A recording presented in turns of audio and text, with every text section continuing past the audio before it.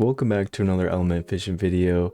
Hope you guys are doing well. It looks like they are releasing the update patch notes. If you want to go ahead and check that out, all you have to do is go to the inbox and then head over to the notice section. I didn't even realize this was in game, but this is a nice addition if they just added it, or maybe I'm completely clueless. But if you want to take a look and read with us, or just take a peek with us, then feel free to do so. It looks like they did add the fairy family, which is going to be natural 5-star family for the as the game continues. Basically for the rotation, they're just going to take turns between the rarities of the heroes that they do add into the game, and then they're going to just rotate between the rarities. So last added hero was a 4-star, this is going to be a 5-star, and then our next added family is going to be a natural 3-star, which I feel like a lot of gacha games should still add into their games, but for some reason they just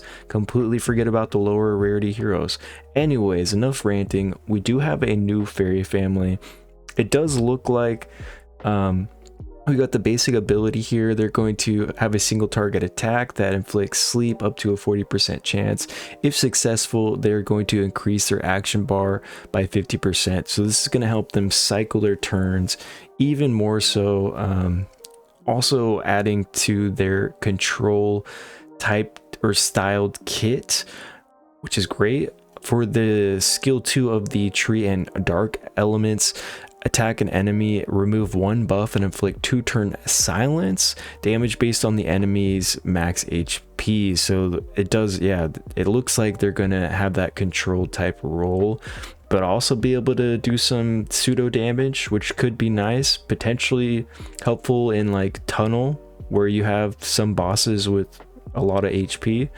Also for the skill 3 of the water, fire, or skill 2 of the water, fire, and light elements, they're going to transfer all debuffs from all allies to the target enemy and recover 15% HP to all allies. The lower your HP, the more the healing amount. So yeah, it does, I mean, it looks like tree and dark are gonna have more of that control-y vibe, and then water, fire, and light are going to have more sustain along with anti debuffs. Also for the water element skill 3, if enemies take the turn consecutively, there will be an increasing chance of being inflicted with 1 turn of freeze after their turn. If an enemy is unable to act or only uses a normal attack, your action bar will increase by 15%. So that's cool, helps even more with the cycling. So water is just going to be able to non-stop cycle turns. Additionally, all allies under inability states will receive 70% less damage. This is huge because right now we have like a huge problem with fire specialist, light, Dr. Evil. So this is going to be a major counter to those guys, or really anybody that applies control or even just debuffs in general. I don't know, this is I'm really looking forward to summoning or seeing the water fairy in action. Next up, we do have the Fire Fairy skill 3. Remove 50% of your current HP and attack all enemies with a up to 20% chance to inflict 1 turn stun. Damage is going to be based on your lost HP, and the lower your HP, the higher the chance of causing stun. Okay, so wow, okay, this kind of changes, this adds a little bit more to that control role that we kind of talked about earlier, although fire does have that anti-control as well. So kind of just a best of both worlds. You're gonna have sustain, you're gonna be able to do damage, you're gonna be able to stun. Okay, I'm liking the fairy family so far. And then for the tree skill 3, it's gonna attack all enemies 3 times, each with a up to 80% chance to inflict 3 turns of dots. Afterwards, for each dot on the enemy side, increase the action bar of all allies by 3%. Hold on now, this hero is going to synergize extremely well with Tree Pirate Captain. We might even see a dot meta in PvP. Holy cow, that's amazing. I hope you guys do pull a Tree Fairy, because I mean, especially for beginners out there, this is going to be game changing for PvE. you're not only going to have to rely on pulling a tree ninrat. I know this is a natural 5-star hero, but this just adds that more variety to that gameplay of exploding dots. I know also people are using light scorpion or light annihilator, but more the better, right? And then for the skill 3 light element, attack an enemy, remove all buffs, and then inflict 2 turns of mark and 1 turn of tempting wreath.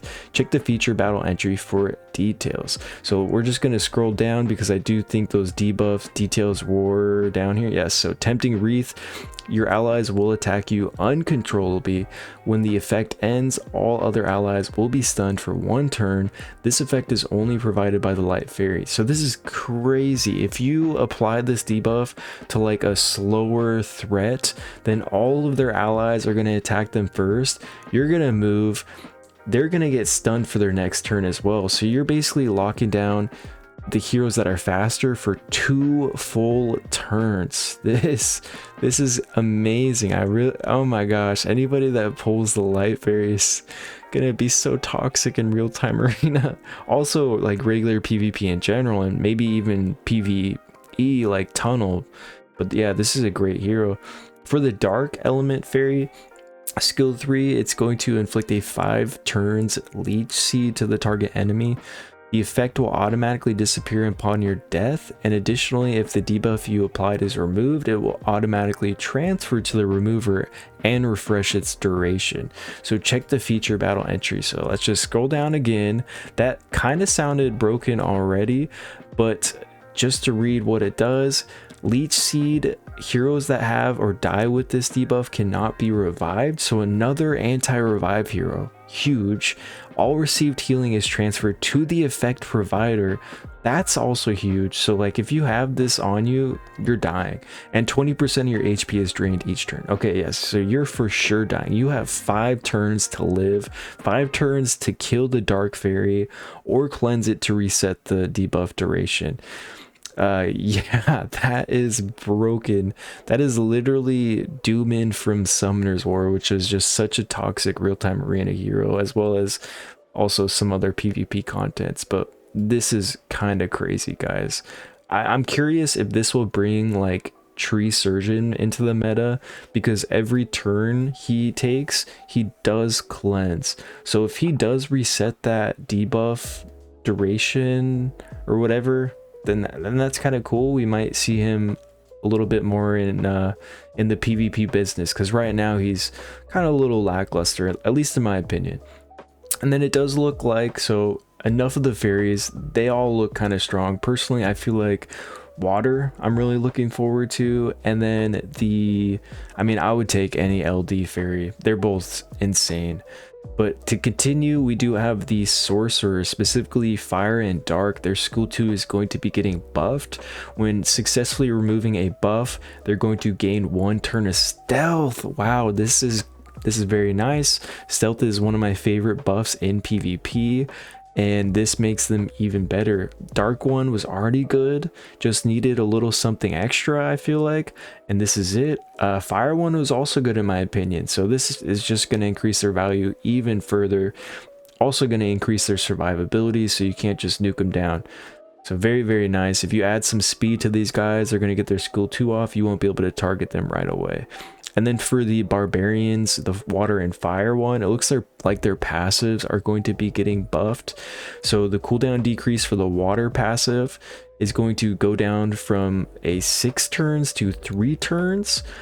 That's kind of huge. That's getting cut in half. And then the skill upgrade bonus change from cooldown -2 is going to be 20% additional damage, even better. And the stat count increment is reduced from 4 to 3, and the maximum stat count is reduced from 8 to 6. So this is great. I felt like, I mean, he was good. Don't get me wrong, he was good, but now this makes him great. And then for the fire barbarian, the damage limit effect is adjusted from 35% to 25%. So he goes from having to get hit 3 times to 5 or 4 times. Nice. That's probably what he needed. Maybe not quite enough, but I don't actually have the fire barbarian. I just go against him in PvP defenses and he just dies instantly. So maybe this additional survivability is exactly what he needed. The day has come. The light nurse is getting nerfed. Her passive ability, the revival effect, no longer applies to herself. That's amazing. That makes her more balanced, not as broken. Still feel like she's going to be good. And the probability of counterattack is decreased from 50% to 35. Heck yes. Oh my gosh, that's amazing, because I mean you're really gonna want to work into her right away since she can't revive herself. So her also not counterattacking as often is good, in my opinion, is making her more balanced, because right now she's completely broken. I still feel like she'll be S tier in PvP, just maybe not triple S tier. Maybe she will be, who knows, maybe this won't even affect her, but right now she can revive herself after she dies, which makes no sense. This also is a nerf to her in tunnel, which is great, because if they do start putting her in the higher stages, it's going to be a pain in her current state. But after the nerf, not as much so. So that is a great change. And then for the Wandering Monks, for Fire and Tree, their passives are going to be getting buffed.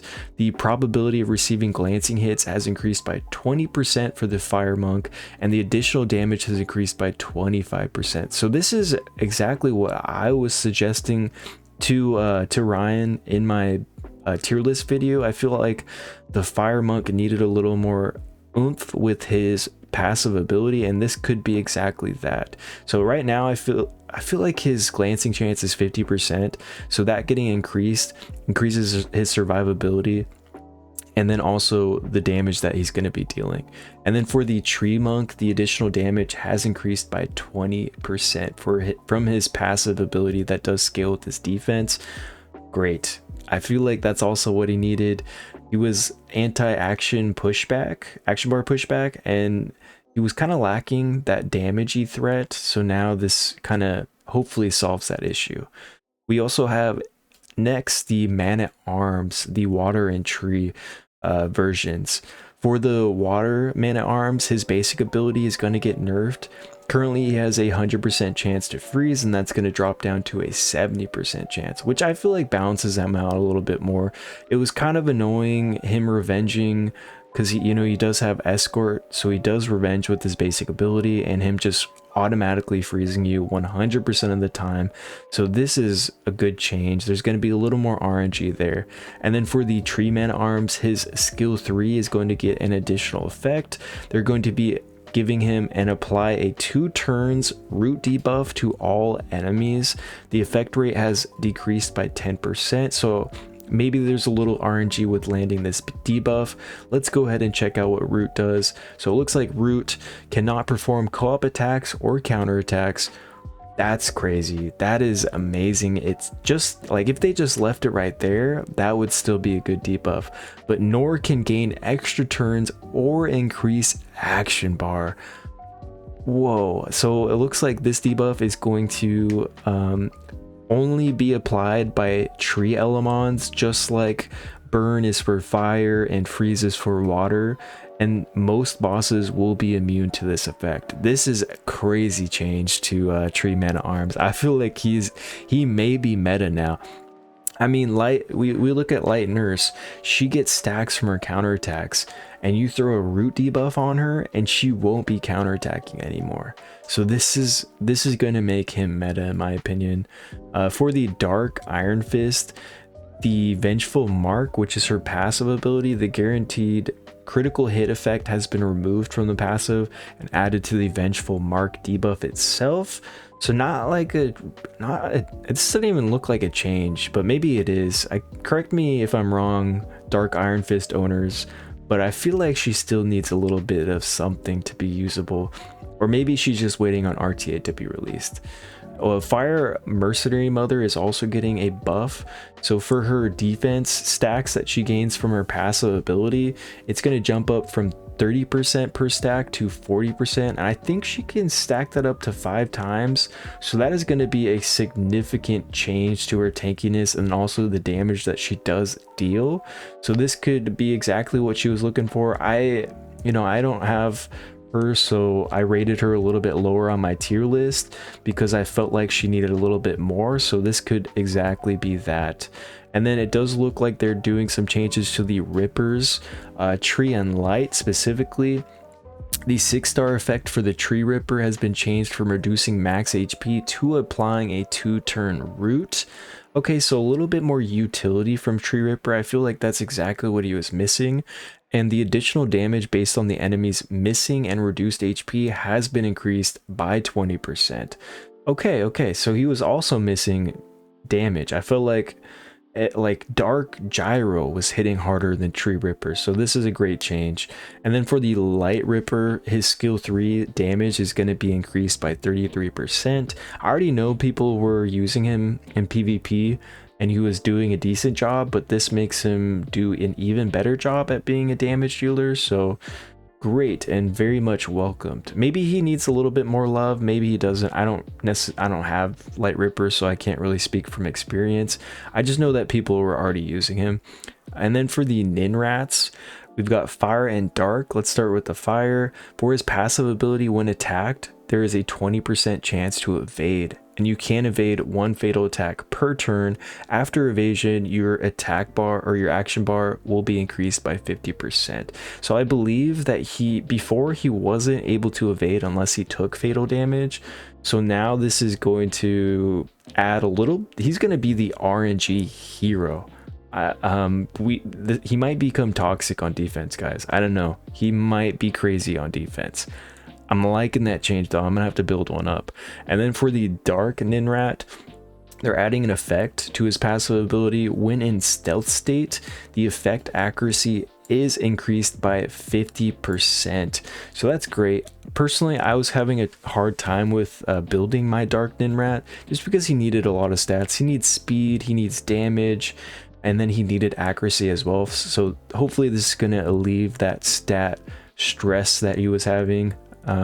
Just because I know he does have that action bar pushback that I really wasn't able to utilize as much because I only, you can only have so many stats from our current gears that we have. So this is also a nice change. Maybe he needs a little bit more.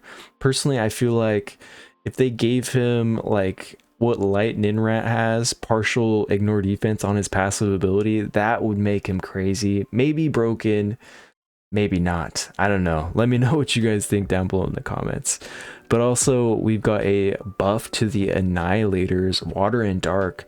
The 6-star effect has been changed from 20% accuracy to 15% accuracy, or 15% crit rate. Very, very nice. I like that a lot.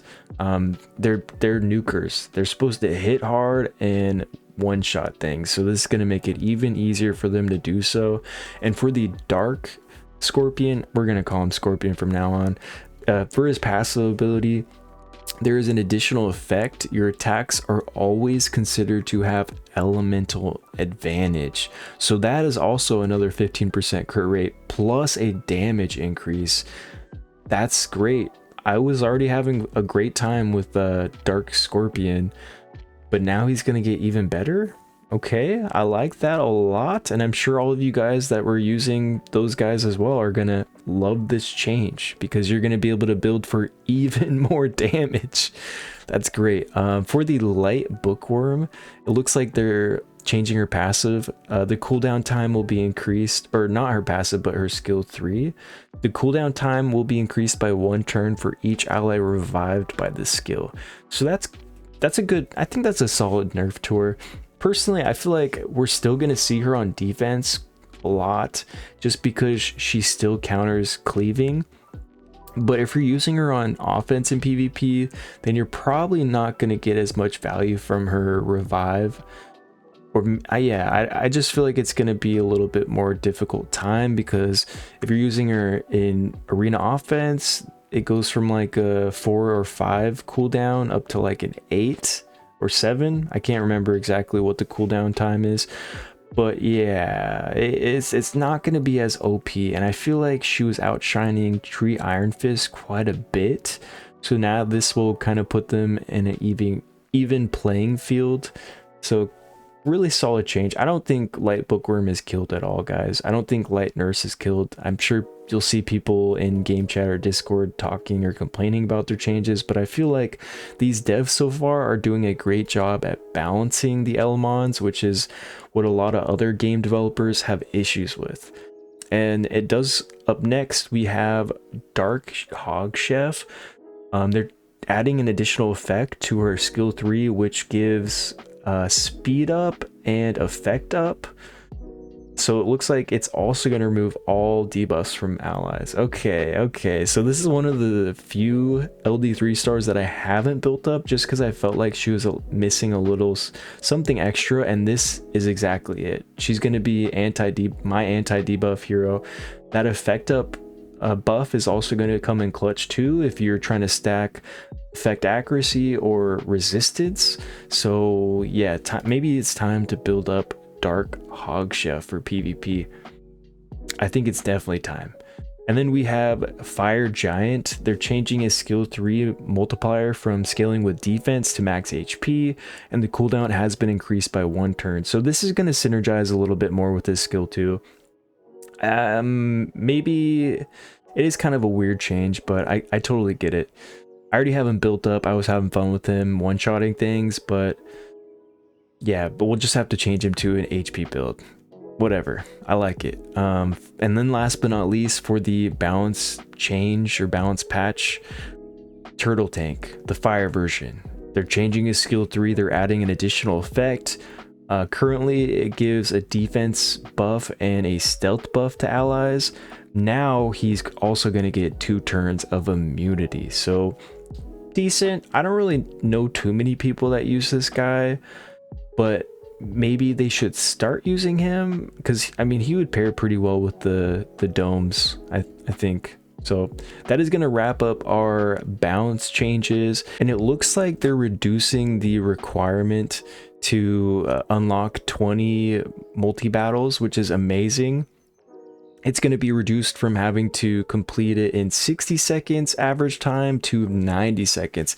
This is a great change because, oh my gosh, this is amazing. I know so many people that are currently having issues unlocking the 20 battles for Death Lab, as well as Vegas, as well as Mental Fortress. So this is a huge change in my opinion. For the battle, we kind of went over some of these debuffs, but for special effects, for our current special effects that we already have in game, this is not going to change them. But for the additional purple debuffs that they're going to be adding into the game, this will change them. So the newly added Tempting Wreath and Leech Seed will not receive these bonuses, and resistance and immunity can prevent the application of these effects. So all of the existing purple debuffs will not be affected by immunity or resistance. However, these new ones will. So that's even more counterplay to these OP debuffs that they are adding to the game. Very nice. And then all bosses will be immune to special effects from enemies, and the accept bosses statement will no longer be included in the skill description to avoid redundant descriptions. Very nice. Also, for HP based damage, the reduced damage based on HP effect in skills now not only limits maximum HP based damage, but also damage based on current HP or missing HP. So that could be a nerf to the corrupt set, I guess, but it's not really crazy. Also, for ally focus, they're adding ally focus. Very nice. During auto battle, click on an ally unit. We'll set that unit as the party's focus target to get buffed or healed or whatever. With a focus target set, all single target ally skills will be forced to target the focus ally, and this will work in Crazy Dungeon, Abyss Dungeon, Mental Fortress, and Guild survival battles. You can preset the focus ally in the battle settings, so you don't need to click on them again and start each battle. Oh my gosh, that's amazing. I'm just thinking about Tree Gunslinger getting all the buffs. This is a very, very, very nice. This might even change like a lot of the clears for gear dungeons or any of these dungeons. This is going to make more teams viable in my opinion. And they are adding manual battle into Lost Tunnel, so you can set it to manual mode once you enter the final wave in tunnel. I don't know how I feel about this. Personally, I kind of manual at least towards the end of each wave just so I have my cooldowns on reset. But this is nice for all of you auto gamers out there. The auto battle will stop and then you will have to manual the boss stage. For test battles now have their own settlement panel where you can click a button to retest or share the test results. Nice little quality of life. For share battles, the following battles which could not have their replays shared in previous versions can now be shared, including Arena Test Mode, Elite Arena, Airship Battle Test Mode, Territory Battle Test Mode, and Mental Fortress. Okay, so that's cool. Now more people will understand how to do specific things without having to go to the leaderboards to check replays. Very nice. And then for replays, due to changes in Elamon attributes or skills, all battle records except Lost Tunnel will be cleared. You hear that, guys? You're gonna have to regrind if you want to be on the leaderboards. And then for inventory, there will be some changes. A detailed substat filter. It looks like you will now be able to specify up to 4 substats and set the value range for each stat when you are looking through your gear pieces. This is so nice. We're getting to that point where we need to start being able to filter to at least 3, but you know, they one-upped us and they jumped it to 4 while also being able to set the values that you're looking for. For multi-type filter in the gear interface, right now you can only click on one gear set or all of them. Now you're going to be able to click multiple and then look through your multi gear sets that you chose and pick your best pieces. So it's going to be a time saver for sure. And then for the gear mark, right now, you know, you could do like 1, 2, 3, 4 or lock. After the balance patch or update, you're going to be able to customize the name of each gear tag, and the tag filtering panel has been optimized to meet the various filtering requirements. Batch cell the batch cell settings now allow you to select whether to sell gears that have been upgraded, and the level filter has been re-added to the exclusive settings. That's very nice. I'm tired of doing batch sell and having it try to sell my great 4-star purple runes or my 4-star legendary runes. So cool. I'm really enjoying this balance patch so far. I feel like the developers are like playing the game, which is a start or a head start on most of the other gacha games. It feels like those guys don't even touch the game whatsoever, and these developers that we have are listening while also playing the game. So if they continue this direction, then we're gonna have an amazing game on our hands, guys. And then for Elamon, for sorting, a sorting button has been added to Elamon interface. That's nice.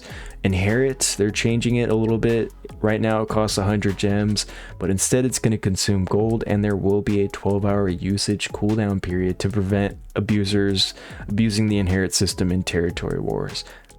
Amazing. Chef's kiss. You guys are cooking with this update, because personally I just stopped inheriting things.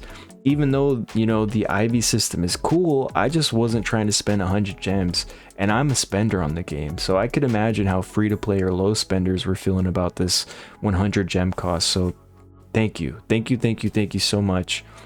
For Airship War, there's going to be an interface improvement. The layout of the defense information interface has been optimized. When clicking on an enemy's ship, an information page will pop up where you can confirm the enemy's defense lineup and your attack records. Okay, so that's a cool change. Territorial War Reserve feature. You can now reserve the defense position you plan to attack. After reserving, all guild members will be able to see your attack intention. Very nice. I know in some high guilds, we kind of use the guild chats as a reserving capability, but being able to also see it in game is going to fix the issue of multi-attacking one tower, one person at the same time. So it's going to save everybody's attacks. You're going to be able to see who's attacking what, and yeah, this is a solid change.